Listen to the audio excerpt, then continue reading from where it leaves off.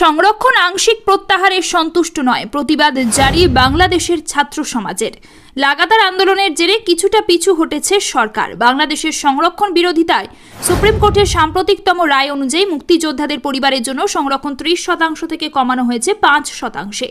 কিন্তু তাতেও আন্দোলনে জল ঢালা যায়নি, বিক্ষোভ কমেনি, বরং বাকি দাবি পূরণ না হওয়া পর্যন্ত বাংলাদেশের ছাত্র সমাজ প্রতিবাদ চালিয়ে যেতে প্রতিজ্ঞাবদ্ধ।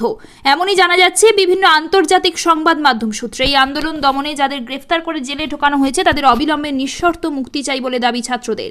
পথে প্রতিবাদে ছাত্র সমাজ। 2018 সালে মুক্তিযোদ্ধাদের পরিবারের জন্য সংরক্ষণ বাতিল নিয়ে সরকারি সিদ্ধান্তকে অবৈধ বলেছিল হাইকোর্ট।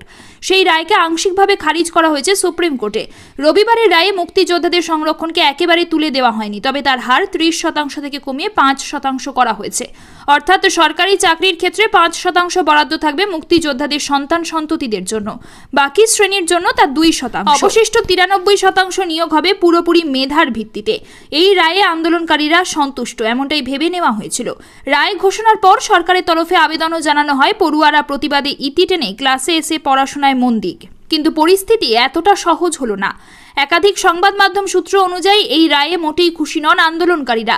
5% সংরক্ষণেও তাদের আপত্তি। তারা চাইছেন পুরোপুরি কোটা তুলে দেওয়া হোক। সেই সঙ্গে এই আন্দোলনে যাদের গ্রেফতার করা হয়েছে তাদের দ্রুত মুক্তি দেওয়া হোক নিঃশর্তে। তবে এই আন্দোলনের জেরে দেশ জুড়ে তৈরি হওয়া অস্থিরতা নিয়ে অত্যন্ত চিন্তিত পুলিশ প্রশাসন। তাদের তরফে জানানো হচ্ছে অনেক পড়ুয়া নিখোঁজ, বিরোধী বিএনপি ষড়যন্ত্র করে এমন পরিস্থিতি তৈরি করেছে বলে দাবি।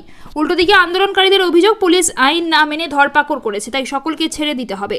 সব মিলিয়ে সুপ্রিম কোর্ট সংরক্ষণের সুবিধা অনেকাংশে খর্ব করলেও অশান্তি কমছে না। কবে স্বাভাবিক হবে পরিস্থিতি? উত্তরের অপেক্ষায় রয়েছে সকলেই।